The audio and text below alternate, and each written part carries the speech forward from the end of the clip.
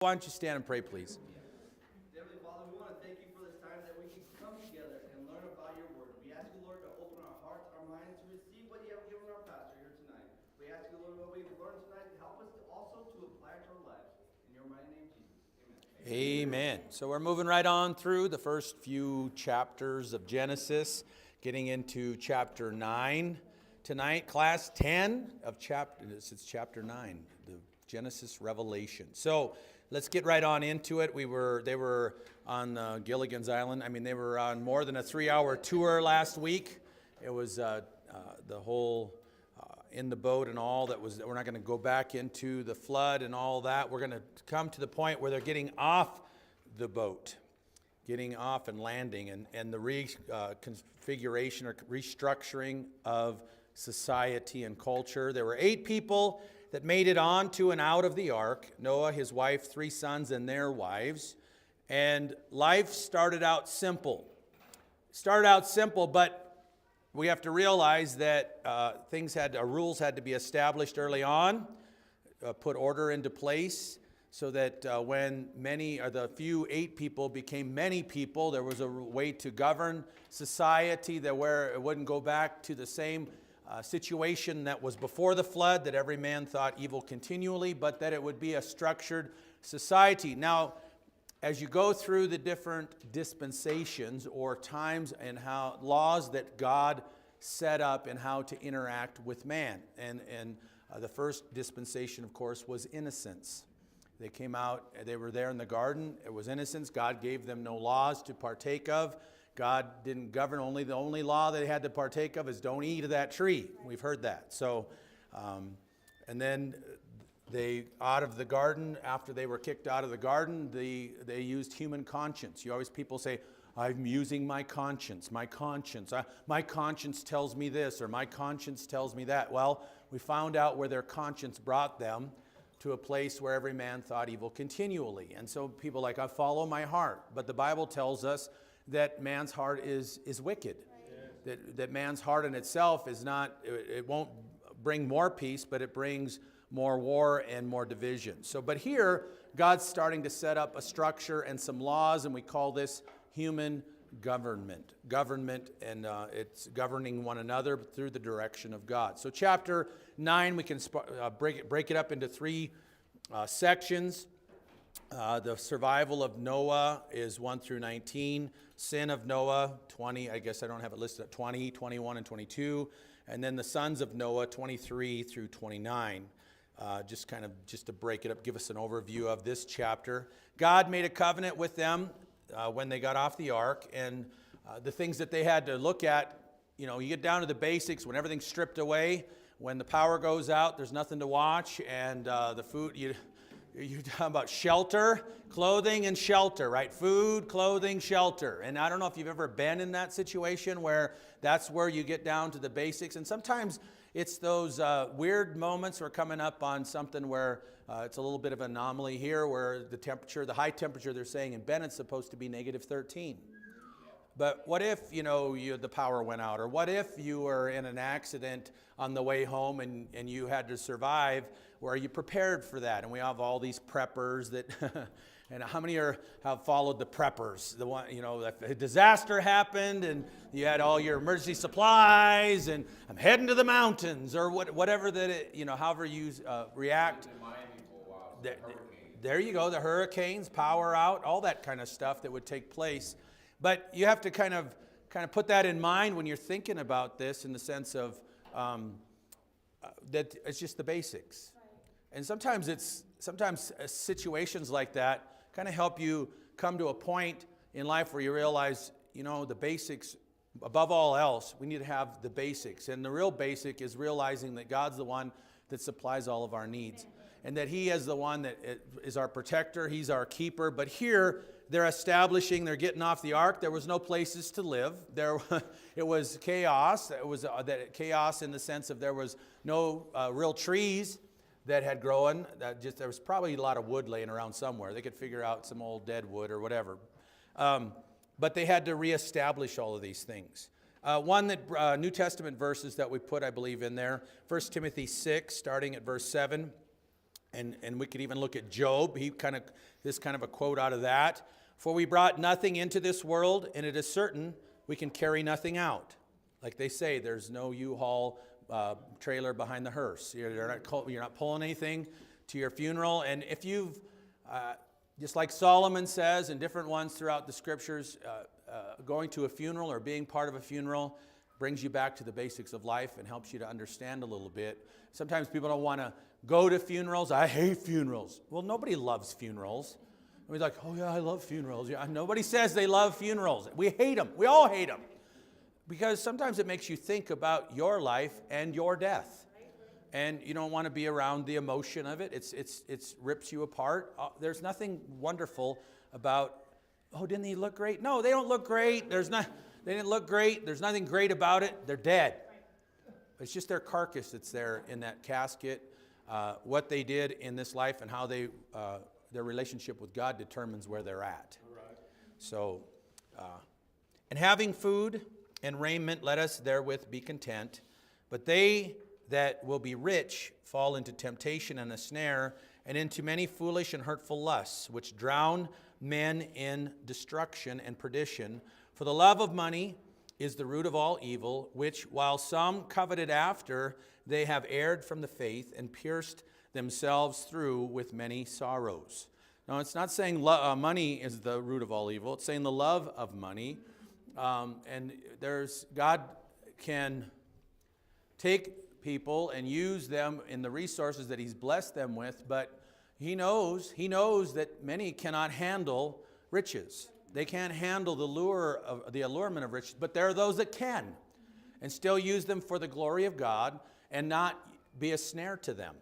And so it's, if you really are like, oh, I think that's what I'm called. That's my calling, to be a steward of riches. Well, then you have to take care of what you have, what you have, and then as you're faithful with that, then God is able to put more on your plate to where that He can use that to the furtherance of His kingdom and not your kingdom.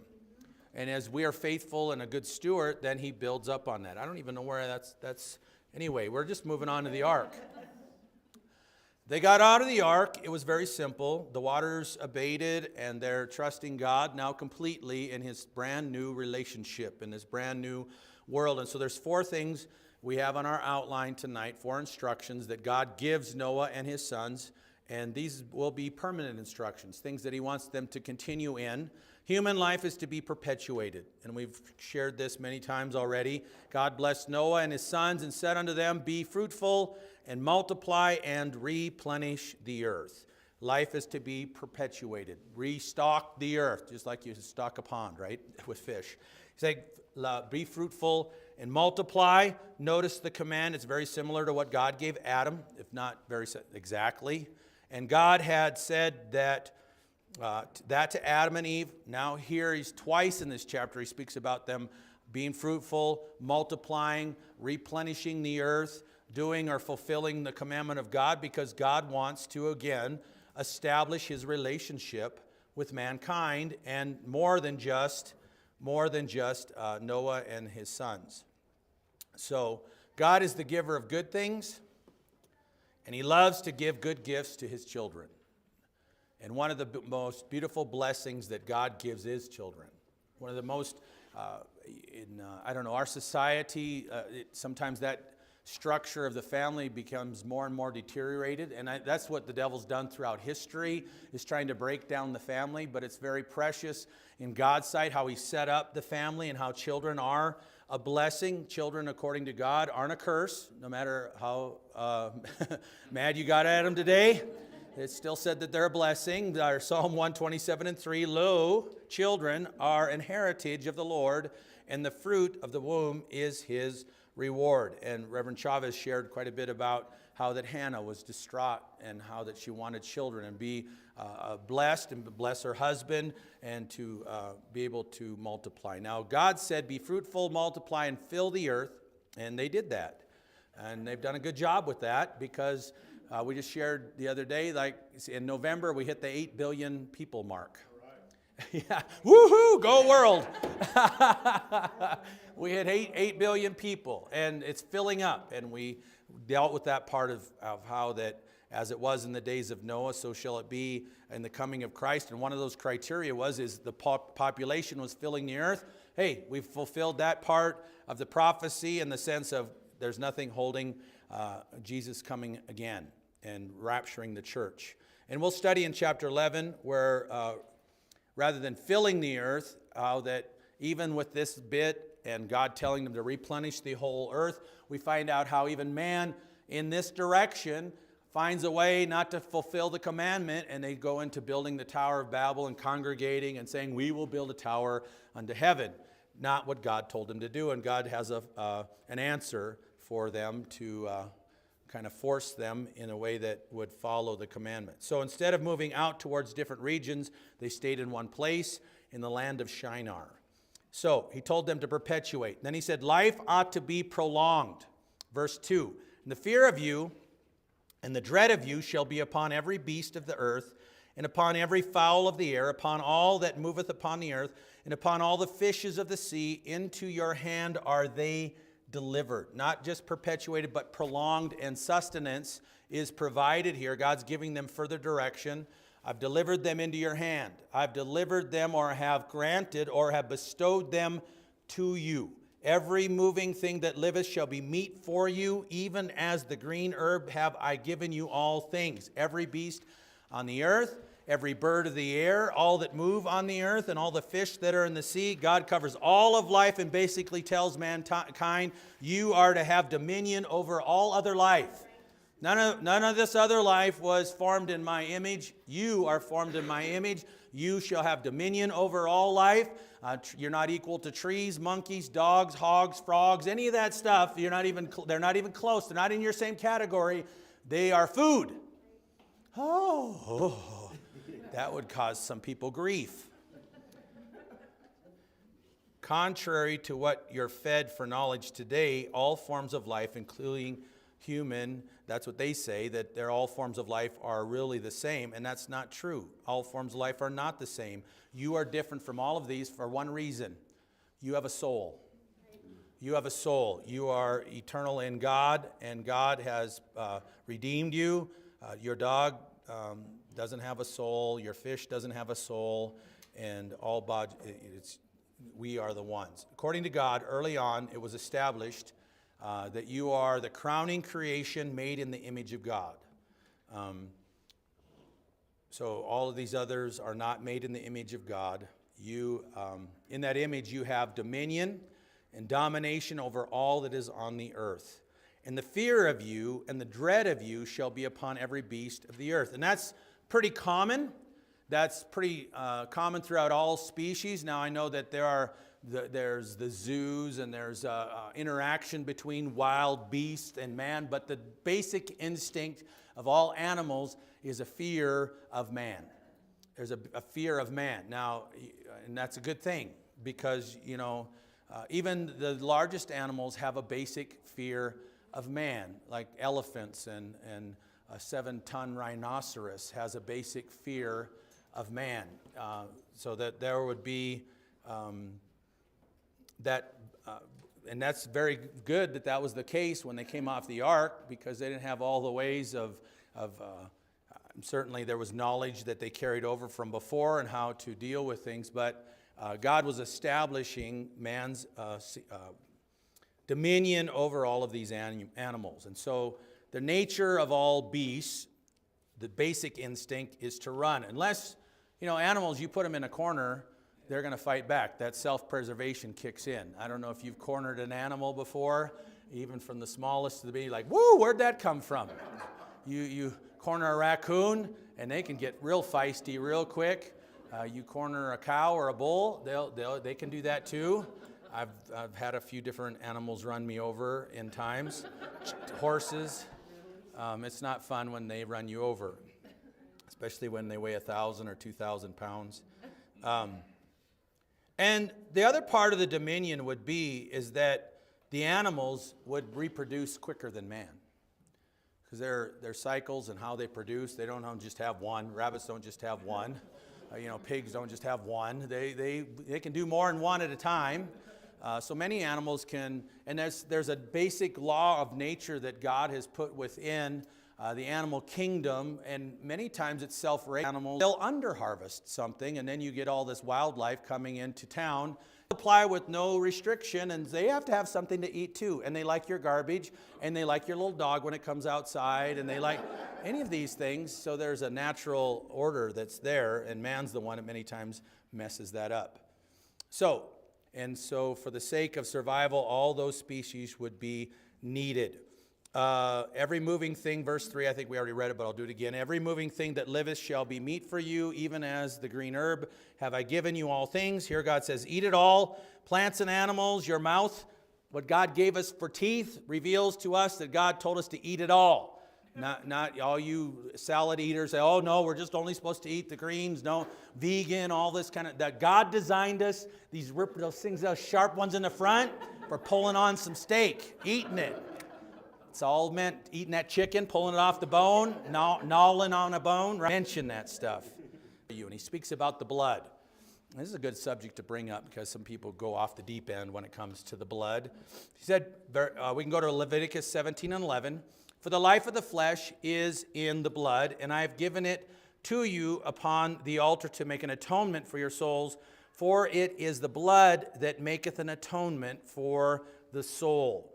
And so it's not just a health regulation, but it's a spiritual connection that's attached to this, and how that the life is in the blood. And so he's saying, and this even carries through all the way to the cross, and how that the blood had to be shed. Without the shedding of blood, there is no remission of sins. And so as the blood is used for atonement and speaks of life, that one, your Savior shed his blood. He's the source of life, and it's to be considered sacred. If we go to, we'll get to that in just a second. I'll not cover that quite yet. I got one other list. I think I put it on there. And people eat all kinds of different things. And I have the list there that there's like 20 weird things, but I listed 10 weird things that people eat. I mean, they get into all kinds of different stuff, and I think I have it listed there. Balut, the eggs with legs, you know.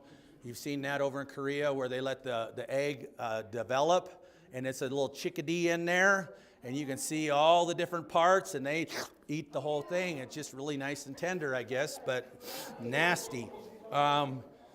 Dried lizard soup. Urine, I saw a couple different ones. I didn't get into the details, but there's a few of them where they put urine in certain things.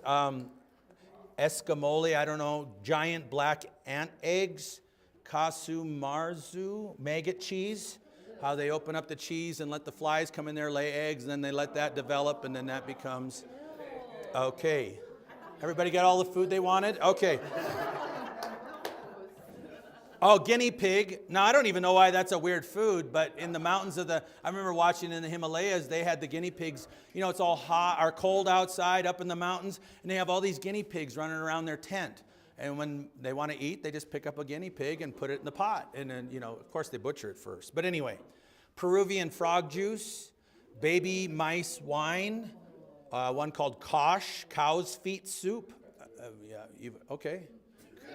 I've heard pig's feet, but I haven't heard of cow's feet. I guess it'd just be a bigger pot, right? Anyway, then they have bird's nest soup, where it deals with bird spit and all that kind of stuff. And there was all kinds of weird stuff. And then worm burgers in the Philippines. They make and say like they don't have good. Not which one? Turtle jelly. Turtle. Turtle jelly. It's in Japan. They boil turtle shells and they make like a jello. Oh, yes. Well, there was a list. There was a whole more. There's more. Some I wouldn't even want to mention, but people eat it. And it wasn't because they were gross. It was just kind of like, they had Rocky Mountain oysters on there. I don't even know why that was on there. But anyway, that was something I grew up on.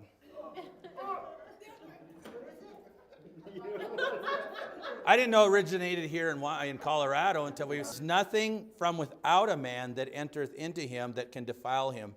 But the things which come out of him, those are the things that defile the man.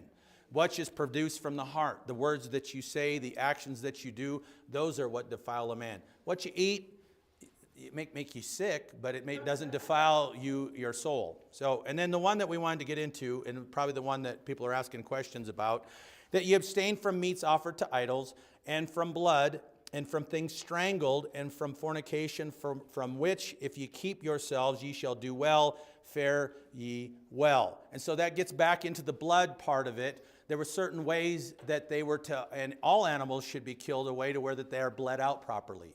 Because if you eat an animal that's strangled, then the blood stays in the meat, and therefore it's not taken out. But if it's bled out properly, the meat is out, or the blood is out of the meat. So when you see, you get your steak from Grocery King Supers or all that stuff, and there's some red juice. Most of that is chemicals they put in there.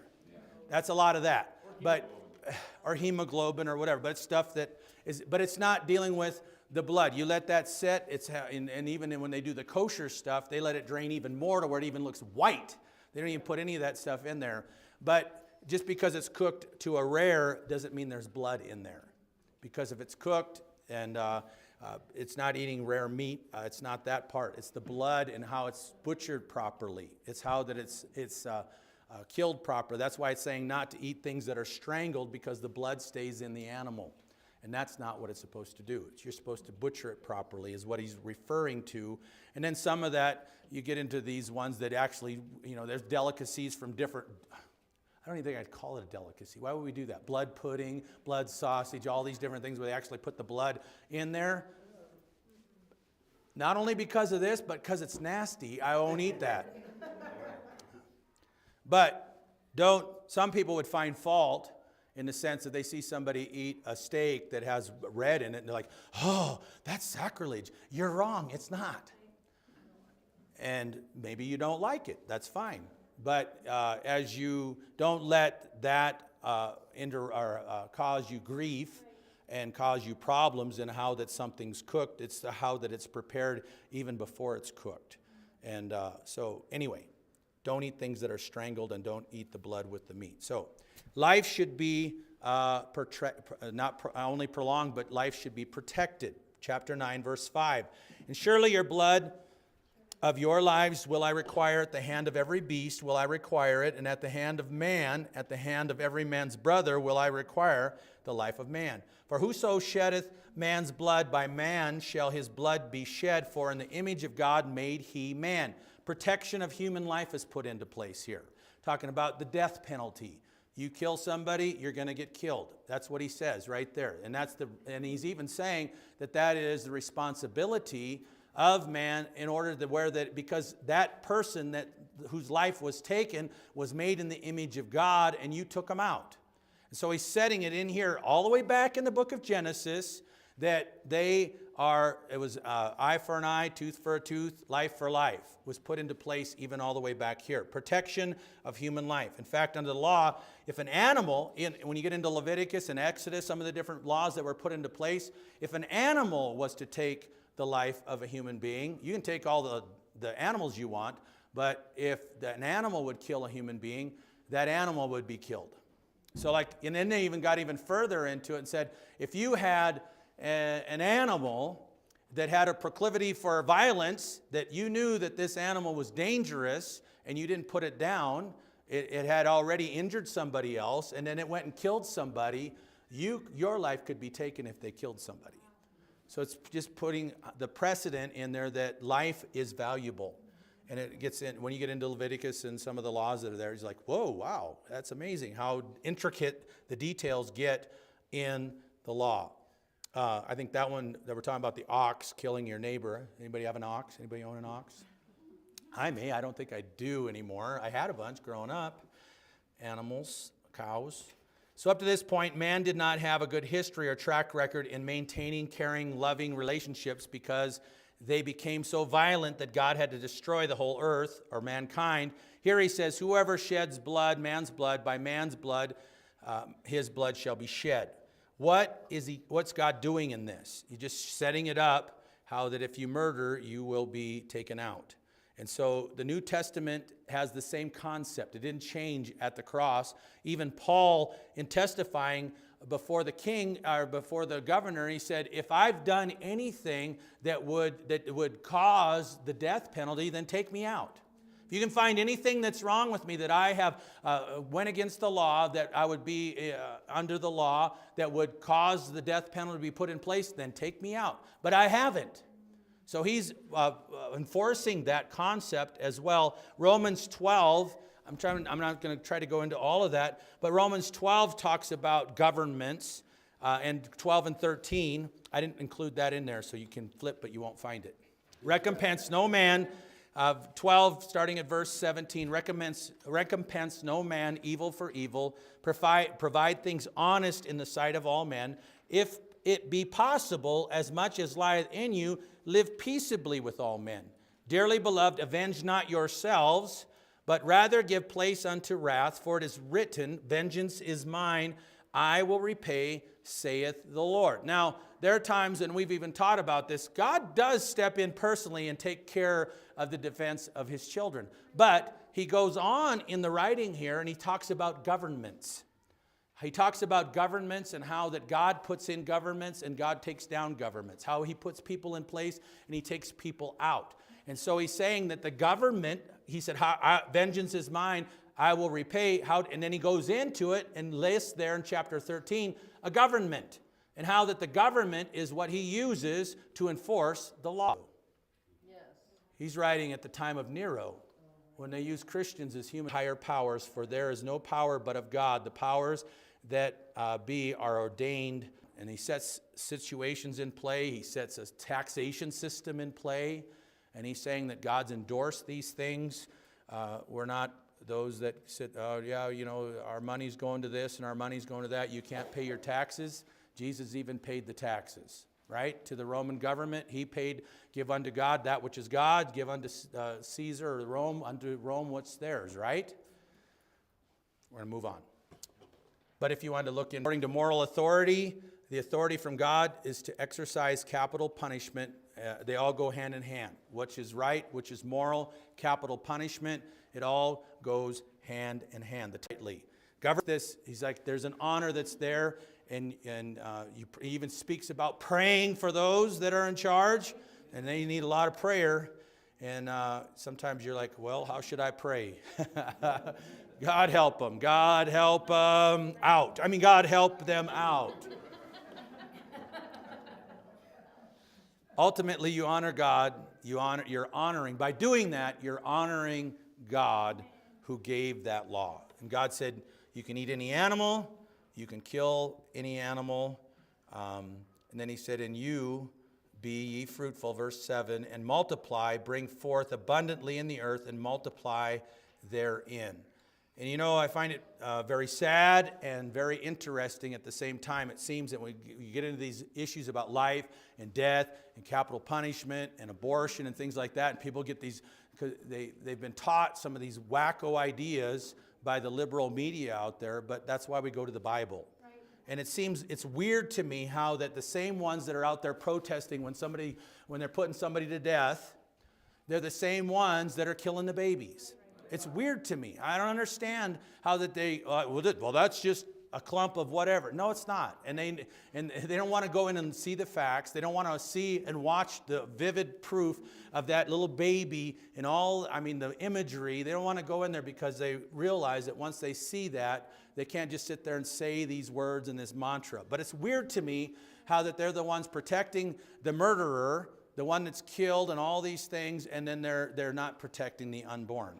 And that's the sad part. Abortion would be the very thing that goes against being fruitful and multiplying and filling the earth. For the last 200 years, ever since the Revolutionary War in our country, 1.2 million military personnel have been killed. Every year in America, 1.6 million babies are aborted. Every year. Not every 10 years, not every 2 years. God says children are a blessing. Be fruitful. They're your heritage. Multiply, fill the earth. Some do a better job than that than others. Not naming any names or anything. Or as pastor would say, that their initials are.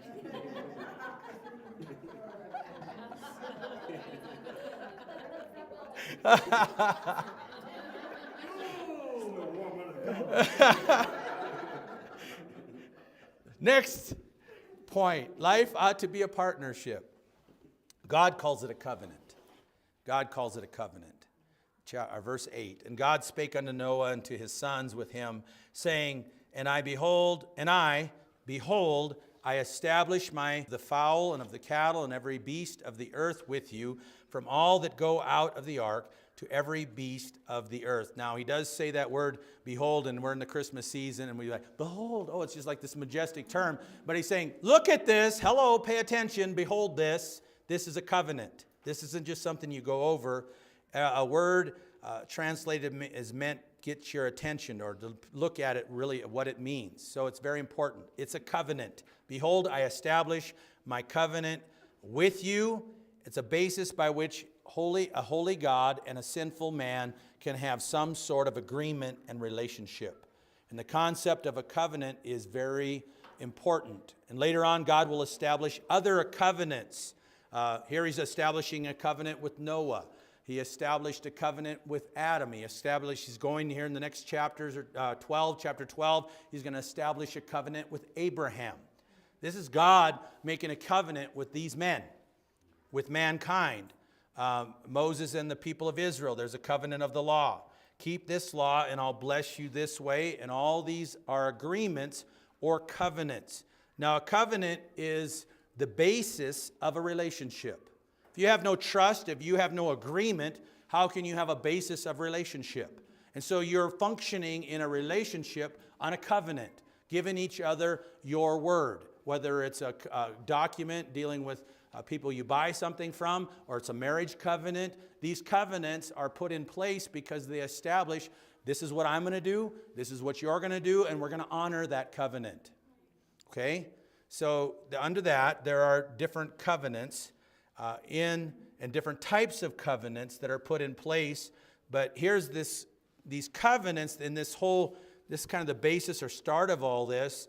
We have an infinite God and we have man. An all-knowing God, and we have man, but he has a covenant which provides for us the basis of how we have fellowship, how we interact, how God honors our prayers, how God hears us, how God has given us a promise of hope. All of these different covenants, but this is all on a basis of a covenant, an agreement, and God makes promises. In the Bible, there's two types of covenants.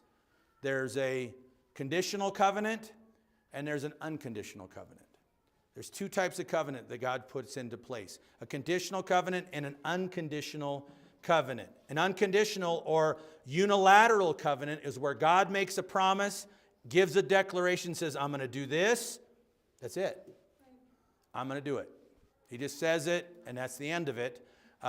This is going to happen, and I'll do it. A conditional covenant is when God has his part and man has his part. I'll do this and I'll do this, and you have to do that, right? So the first covenant was there in the Garden of Eden, and that was a conditional covenant. God told him everything that he was going to do and how he's going to establish them, put them, but there was one condition, not eat of the tree, and they disobeyed that. They broke that covenant. So that was a conditional covenant. He said, hey, have fun, walk around, cruise around, eat anything you want except for that. That was conditional. That was the only condition. They broke the covenant. Chapter 12 that we're going towards in Abraham, God has a different type of covenant. 5 times he says, I will do this, I'll do that, I'll bless you, I'll multiply you, I'll give you the land. All the way back here with Abraham, what kind of covenant is that one? That one is unconditional. He doesn't put a stipulation on Abraham. He approaches Abraham, calls him out of the Ur of Chaldees, but he says, I'm going to give you this land. Your offspring is going to settle in this land. That's an unconditional thing. It's been set up because they've broken all kinds of covenants with God. They've disobeyed God, all the descendants of Abraham. But this covenant in chapter 12 is still established today. It's an unconditional covenant. He doesn't tell them if you're perfect and holy and all this, that he'll honor it, but he says it's unconditional. The covenant he gives with Moses, the law of Moses, is a conditional covenant. He said, make these sacrifices, obey these things, and I'll bless you, and I'll do that. But he also told them there in the latter chapters of Deuteronomy, 28, 29, 30, the blessings and cursings. If you do these things, you'll be blessed. If you don't do these things, you'll be cursed. It's a conditional covenant. It failed because man failed under the law. Man was unable to keep it. God saw that from the beginning. So that covenant, the covenant of the law, but there's another covenant that was given to Jeremiah.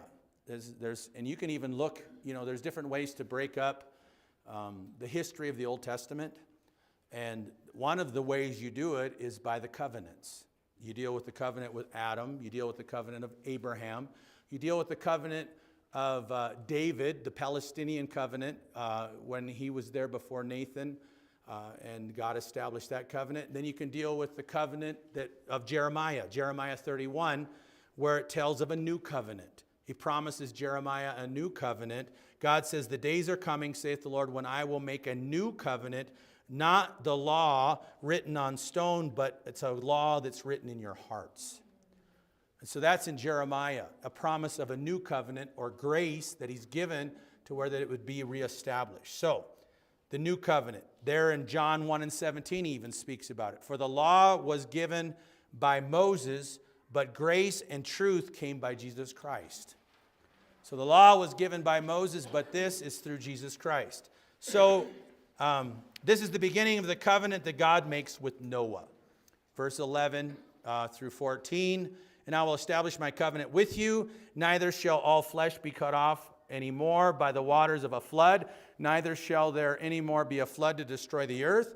And God said, this is the token of the covenant which I make between me and you and every living creature that is with you for perpetual generations.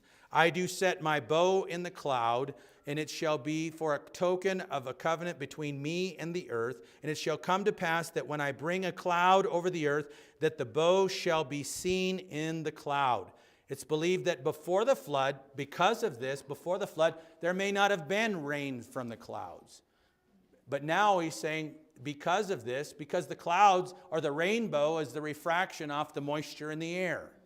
And it's what God established. When we see a rainbow, that's a promise from God that he won't flood the earth or destroy the earth by this flood. And I don't know, it's still, every time I see them, you're like, whoa, a rainbow.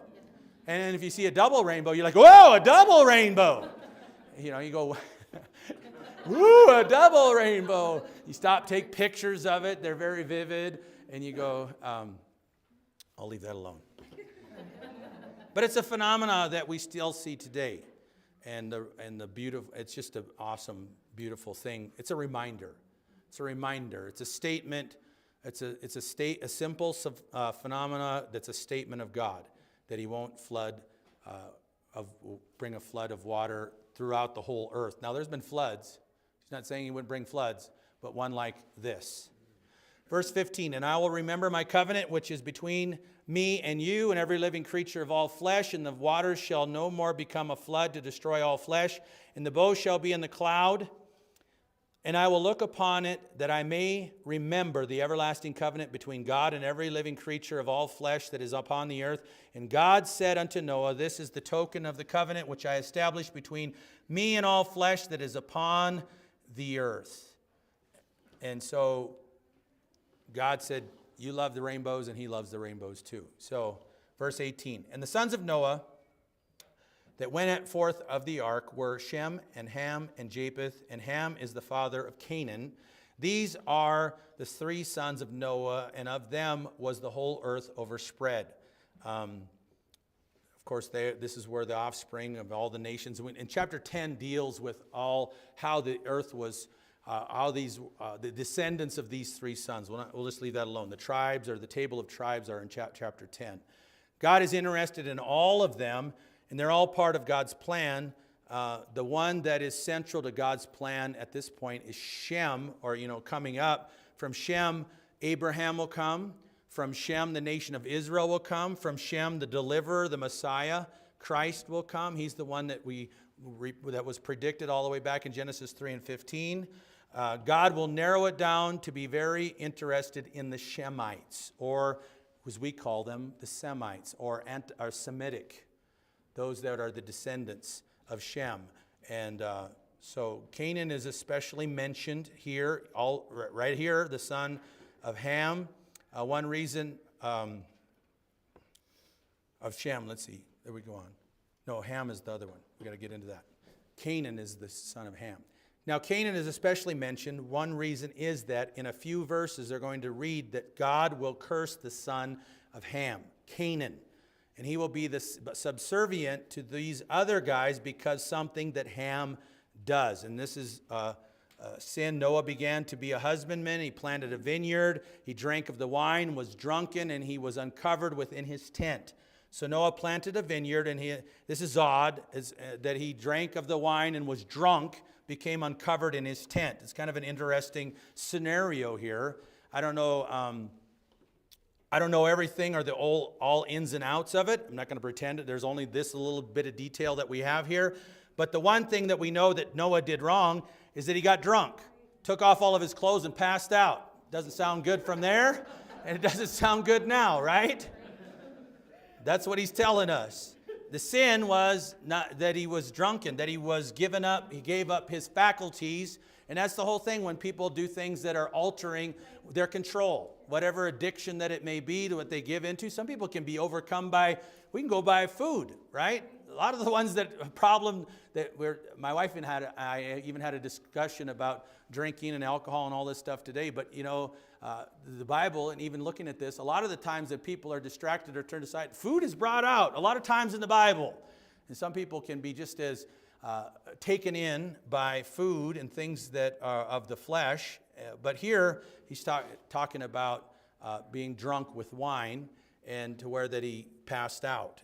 And Ephesians tells us, be not drunk with wine wherein is excess, but be filled with the Spirit. Focus on filling your body with that which is spiritual altering, not mind altering or turning your eyes off of God. He got drunk, tore off all his clothes, and passed out. Verse 22, and Ham, the father of Canaan, saw the nakedness of his father and told his two brethren without. And Shem and Japheth took a garment and laid it upon both of their shoulders and went backward and covered the nakedness of their father, and their faces were backward, and they saw not their father's nakedness. So it's a little hard to understand this part because the nakedness thing doesn't really click with our modern day culture. People run around naked all the time. They take half their clothes off, most of their clothes off, run around naked, run around their underwear. And it's like, well, big deal. I've seen my dad naked all the time. Tidy-whities and all, or whatever, right? But here, in it just putting it into perspective in the sense of it wasn't necessarily, it was about how that he was not respecting his father. He was not respecting his father. And he saw his father naked, yes, but it was the shame of a father, of a family uncovered in that culture where nakedness was seen as vulnerability, and to view it was one thing. But not only did he view it, but he went out and talked about it and bragged about it in a sense of usurping that authority over his father or belittling his father, not showing respect to his father in that God had called him. So we have a preacher of righteousness. He wasn't very righteous right there. But he showed no respect towards his father. And so in that, the other brothers knew how to react. They went in, covered him, didn't go talk and tell him, oh yeah, Noah's drunk. Hey, go check it out. And that's seemingly how Ham did it. He came out and told his brothers and told everybody else about it and had no respect. So it could have been in a sense of usurping the authority by spreading bad news, discredit their dad. And Noah awoke from his wine and knew that his younger son had done unto him. And he said, cursed be Canaan. Now that's interesting. A servant of servants shall be unto his brethren. Then he said, it's interesting. He said, cursed be Canaan, which is the son of Ham. Why did he say cursed be Ham? But he said, cursed be Canaan. We'll leave Ham out of it, right? It's getting too close to Christmas to badmouth Ham.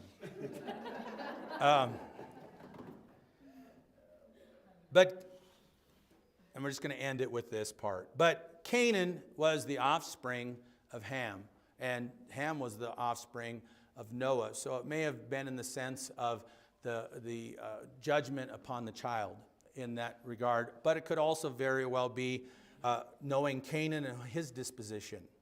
It was already profound unto Noah, wherever that would have come from. But here it gives you, tells you how that the Canaanites were the ones that ended up being the ones where they had to come into the promised land, the Amorites, the Hittites, the Jebusites, the termites, all the different ites that were there in the Canaan land, right? All the giants that were there. God had to destroy all of the Canaanites because they had become contaminated with all types of spiritual wickedness, witchcraft, spiritualism, spiritism, all of these things had taken place in Canaan land. So this curse, even if it was all the way back at Noah, that would have been, what are we thinking at here? We're thinking like, got to get it right, 600, 700 years later that they would have come into the promised land, because that would have been around 1420, somewhere in there, where they conquered the promised land, and this would have been 2000, 2200, right in there. So the timelines, when you start looking at Old Testament timelines, when you get before the promised land or the Red Sea and all that stuff, the years kind of, it's a little different to track them all down, but certainly before the year 2000 BC would be there. So over 500 years. And we'll end with the last few verses. And he said, "Blessed be the Lord God of Shem, and Canaan shall be his servant. God shall enlarge Japheth, and he shall dwell in the tents of Shem, and Canaan shall be his servant. And Noah lived after the flood 300 up before the end of the year," and start with our new one coming up in January, dealing with relationships. And so we'll go from there. So with that, let's pray. Lord, we thank you tonight, interaction that you've had with mankind throughout the generations, that your love is real, and that your care is real, and that your direction and your guidance is set in your boundaries that you've given unto us are put into place so that life can be real and abundant and true before you. And we ask that you just direct us and be with us as we travel, and bring us and bless the service tomorrow night. We ask in Jesus' name, amen.